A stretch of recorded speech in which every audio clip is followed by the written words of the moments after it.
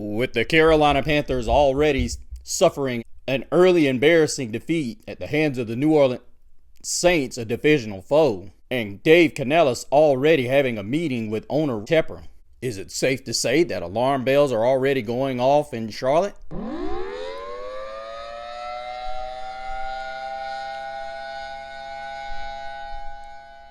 With home opener just around the corner against the San Diego Chargers, find out what the Panthers need to do as Dave Canellis explains himself to owner David Tepper on this edition of Growlin' and Prowlin'.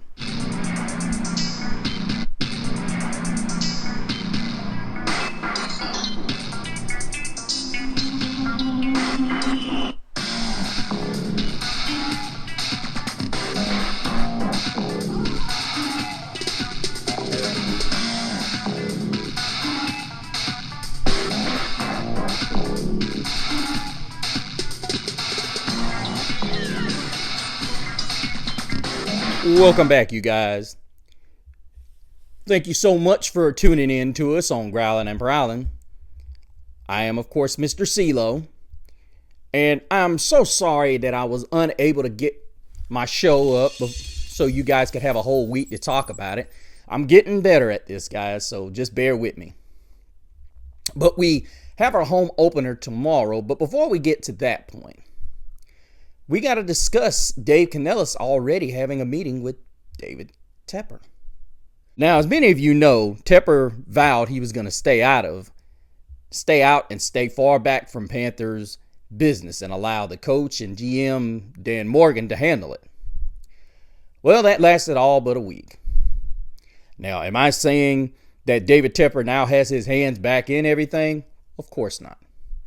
But what I am saying is that David Tepper wanted reassurance that this was never going to happen again, which also led to Dave Canellis having his press conferences and continuously reassuring people in the media, fans, as well as many others out there that it was just a one-off, execution was bad. Now, somewhat I can agree with that, but not all of this was execution issues. Some of it was play calling. And I'm going to be honest with you. There were a lot of guys that had great games on Sunday. Well, I wouldn't go as far as to say great, but good games. But ultimately, when you get blown out and have the largest lopsided loss of the weekend, and you find yourselves toppling all the way back down at the bottom of the power rankings, and people questioning your quarterback yet again, that's going to breed some concern. However, I'm looking at it from the standpoint that the Panthers said going into this season they wanted to run the football. Bryce threw that thing twice as many times as we ran it. Now everybody's going to say, well, we got behind. You can't abandon what you want your identity to be. Bruh. I understand you got behind, but that doesn't mean you abandon ship. Especially when you get an offensive line that is as big and beefy as the one we have. And you have a guy like Ike Ekwonu who continues to struggle with pass blocking. Now, I will say this. None of the plays that they were sacked on were the result of the offensive line. It was the result of Bryce not reading efficiently and not reading where the blitz was coming from and hitting his hot route. Ultimately, it's on Bryce.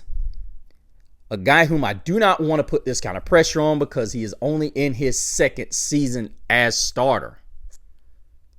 Now, we've had to step back for a minute. We've had to say basically define what Bryce Young is as a quarterback. And it hit me.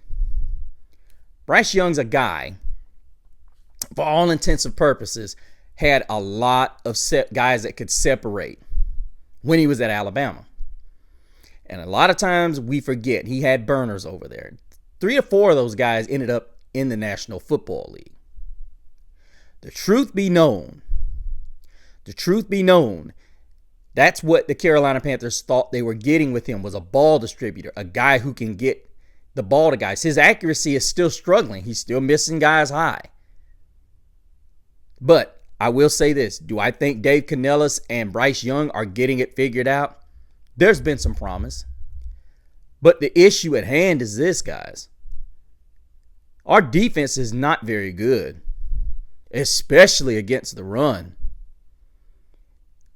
We've got to address that, and fast. And I'm going to be honest with you. The worst move that Dan Morgan's made today was you waited. And guys, if you'll go back to my show, one of my shows, I mentioned this, that we needed to get Taylor Moton restructured so that we could spend the money we need. We didn't do that. Now, here's the thing. Hassan Reddick again awaits. This is what you have to do if you're Dan Morgan. Make the deal. You make that trade with the Jets and you get this guy back in here. Now, I know a lot of people are going to say, but we don't need a rusher. Now we need a big guy in the middle. I'll help you with that. If you get a guy like Hassan Reddick, who is pretty good rushing the passer, and pretty good at covering the edge, and you can get somebody like Josie Jewell to run blitz as well as Shaq Thompson to run blitz, it'll take care of itself.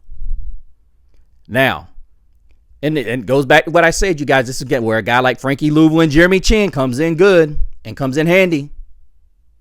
Damn you. But let's move on from that. I just wanted to throw it out there, guys. That freed up $10 million of cap space for us, guys. So we got the money to trade for Hassan Reddick. Morgan has to make this happen. And we will have our pass rusher. And we go ahead and do what Scott Fitterer's should have done while he had the chance. Instead of being cheap. You cannot win Super Bowls if you're cheap. Even if Bryce turns into that guy, I would venture to say that Bryce is going to have to give the Carolina Panthers a cheap deal unless within the last 2 seasons or even this season if he blows up. Because honestly, I get it. I know a lot of people are going to say, you can't ask him to do that. Well, Steph Curry did it with the injuries. Golden State Warriors knew what they were going to do, but they also had to have a bet on me. He had a bet on himself. And Hassan Reddick has done that, and I'm sure this is why he's holding out. And this is why Bryce Young, if he does not do what he needs to do, I'll say it like this. You don't want to end up in a Justin Fields situation like the Bears did. Or Justin Fields ended up in. I'm not sure if he was a guy that was asking for a ton of money. But you don't want that situation if you're Bryce Young. But let's look at the Los Angeles Chargers. They come in after defeating the Las Vegas Raiders by racking up 176 total yards on the ground. J.K. Dobbins, the former Baltimore Raven, had 125 of those yards on 10 carries. That sounds like Alvin Kamara, doesn't it?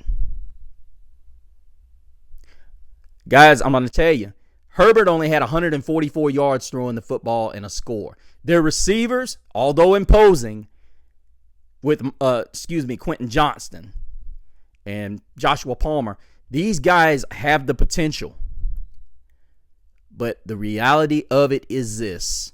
They are a run-style offense led by Jim Harbaugh's style that he brings from Michigan. He's always loved to run the football, whether he was at Stanford, Michigan, or back in the days at San Francisco. They're going to get creative running the football. We're going to need a big game out of that defensive front. It would be great if we had a call tomorrow saying that we made a trade with the Jets to get Hassan Reddick. That would be awesome. However, we have got to stymie the run. This is what they like to do. Before Coach Avero can unleash his beast in the second level on blitz packages, we have to stop the ball on first and second down. We've got 2 great corners now outside of J.C. Horn getting beat on that one play. He's still the number 1 guy. Michael Jackson impressed me, you guys. I'm not worried about the secondary. Not at all. but we have to get pressure. It's imperative that we get pressure when we get opportunities to stop the pass. Herbert was 17 of 26 for 144, so he was right there at 8-9 yards of pass completion. But J.K. Dobbins was huge, and you have to look. The battle is going to be between the two tackles. Rookie Joe Alt, who you guys know I know well because I'm a University of Notre Dame fan. Go Irish! As well as the beast, Rashawn Slater. Arguably one of the most brute tackles in the game. One of the most. And I'm going to tell you, this is going to be a nightmare for this edge to go. This is going to be a nightmare for Jadeveon Clowney and Echo Leoto, as well as DJ Johnson to navigate. This is going to be a nightmare. There's going to have to be several blitz packages that come into play. May have to send Shaq Thompson on some blitzes. Send Josie Jewell. These guys are going to have to be ready, and they're going to have to make plays. As I said, on the opposite side, I can't say it can't get any worse because we've got premier pass rushers coming in and Denzel Perriman and Joey Bosa. Then you look at their secondary with Derwin James as well as Asante Samuel Jr. So when you combine a great pass rush or a great pass rusher, an elite pass rusher with some really good back end players, that's a design for trouble. So Dave Canellis is going to have to get very creative. He's going to have to be able to get a lot of different looks, motions, and honestly, we're going to have to run the football a little more. I don't understand why we abandoned the run just because we got behind early. Look, Canellis should have seen this from the get-go. We weren't going to stop New Orleans. It was going to have to be a track meet. Now, the first drive was you arguably could have stopped them if J.C. Horn or whether it was a busted coverage or whatever. So all I can say is that you should have realized that no matter what you did, you should have kept running the football and attempting to run the football. The thing I don't understand is why have the Panthers I think it was on a couple of occasions we sped up the tempo in that New Orleans game and Bryce looked comfortable.